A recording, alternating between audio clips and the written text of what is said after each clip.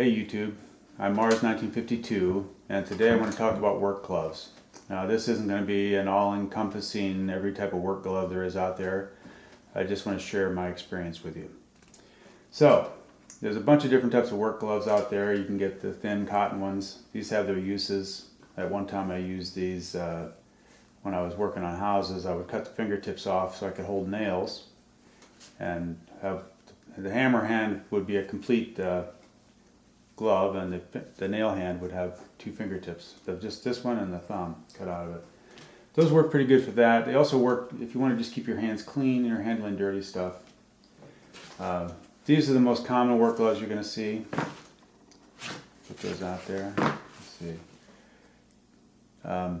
Get these at Home Depot, Lowe's, anywhere just about. Get them in a 12 pack, you can get them for pretty close to $1 a piece. I don't like these kind of gloves because they're so cumbersome to use. They're fairly easy to get on and off even when they start to get wet, but the inside lining comes apart, and they don't have much dexterity. You can't pick stuff up with them. Well, you can pick stuff, you can't pick up small stuff with them. And for the most part, if you're out there working and you're trying to do anything that requires some dexterity, you end up having to take them off. So you take them off, use your bare hands, then you put them on. So they're on and off all day. And they usually only last about a day if you're doing heavy work. I do use these when I have hourly workers working for me. And they come without their gloves. I give them a pair of these. These only cost $1. Usually they get ruined in a day. Some time ago I started using gloves like this. These are Plainsman leather gloves. I'm not sure who makes them. These particular ones are made in Indonesia. When I started buying them, they were made in Brazil, I think. But they're just thin leather gloves. Here's one that I've treated. And you can wear them all day. They last for a long time. I've used these to pick up rocks. One day, a couple of weeks when I had a crew out picking up rocks, I wore the same pair of gloves for the whole 2 weeks, and by the end of the second week, the index finger and thumb were torn open. But they lasted a lot longer than these gloves. These gloves last about 1 day at a time when you pick up rocks. So anyway, I started buying these. I buy half a dozen of them at a time. I order them online through Sam's Club. I'm sure there's other brands that you can get beyond the Plainsman.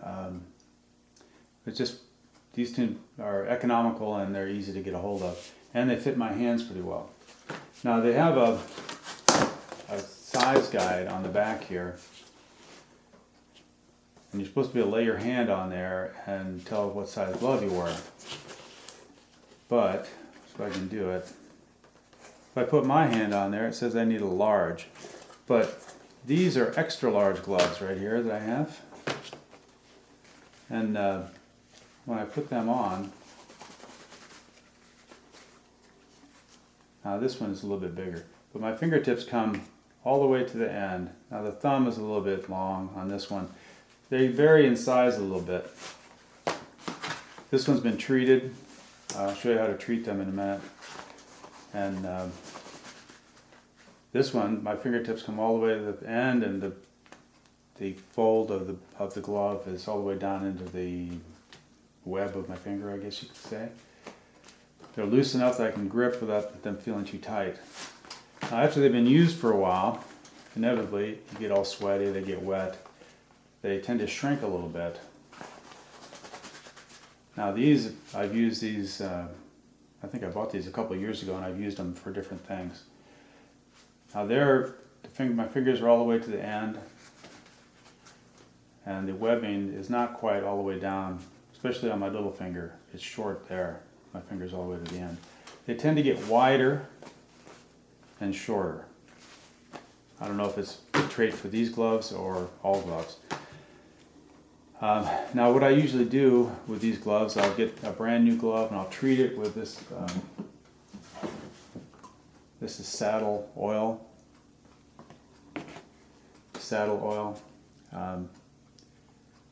Leather conditioner.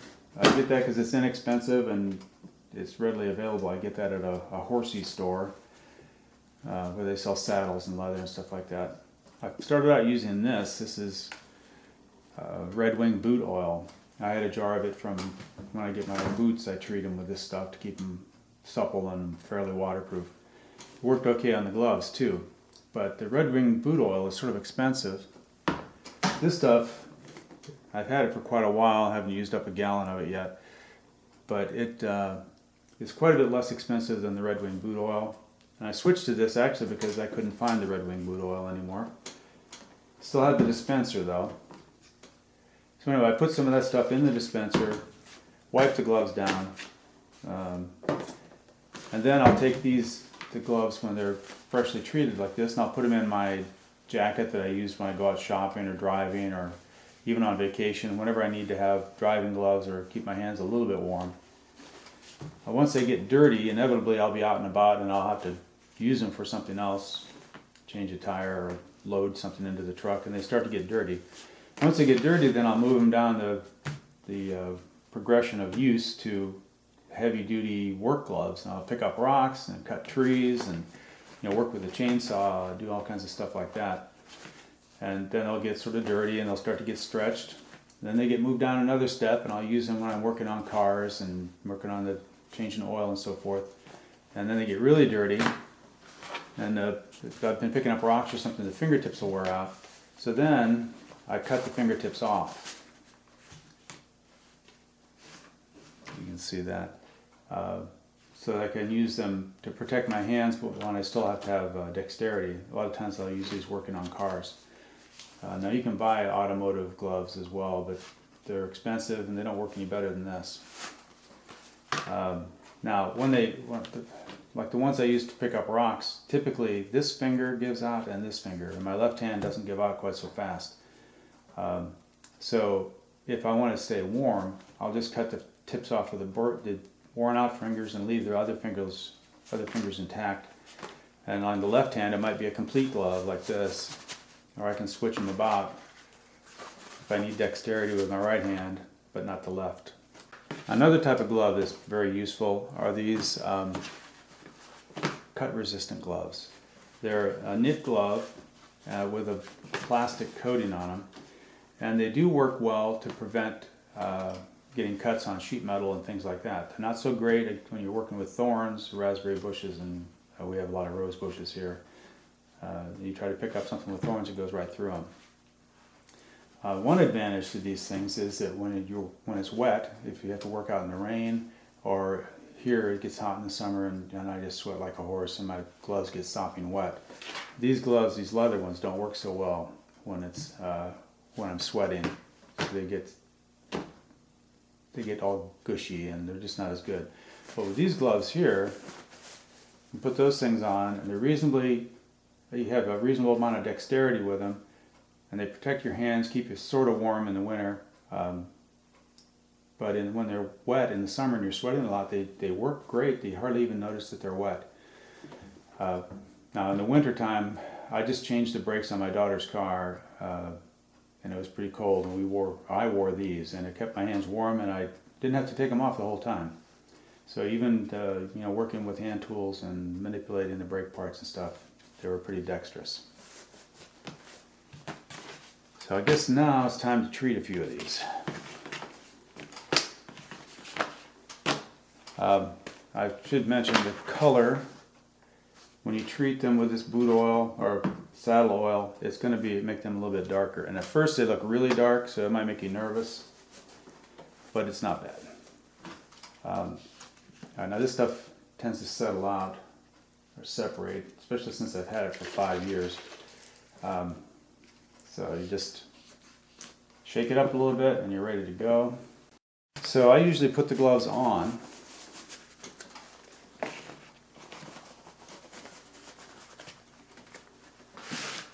We're in the frame here, and I'll just coat them. I just put a generous amount of this stuff on them. I have usually have a paper towel, or not a paper towel, an old towel or cardboard or newspaper or something to protect whatever surface I'm working on. And you want to especially get stuff into the seams.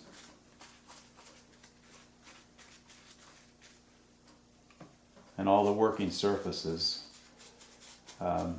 Usually do the palm. I'll do the palm first.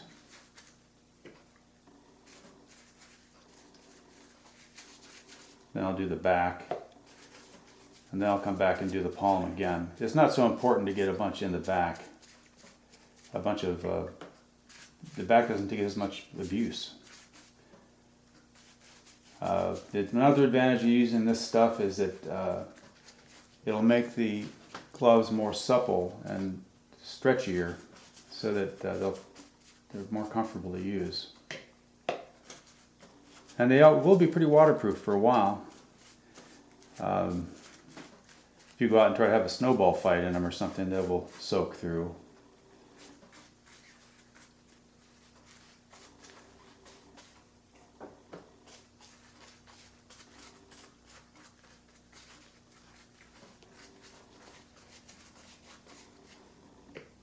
So you can see, I might be able to see there on my wrist where I didn't get as much of the liquid on there.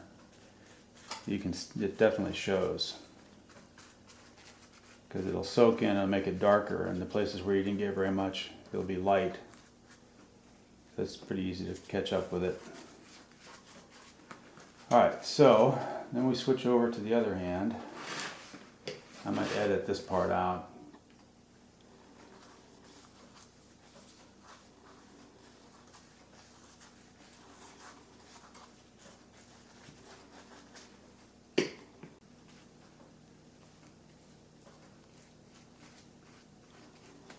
Alright, so now that I have both gloves pretty well covered, I'll put some in the palm of the hand and rub them together.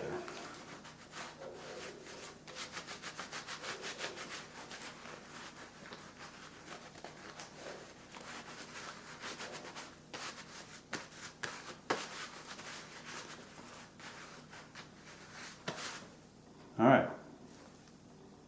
So there we go. Pretty well treated. I've got 6 more pairs to go.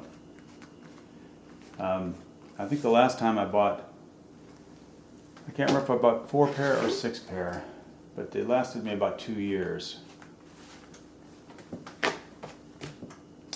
Alright, that's it.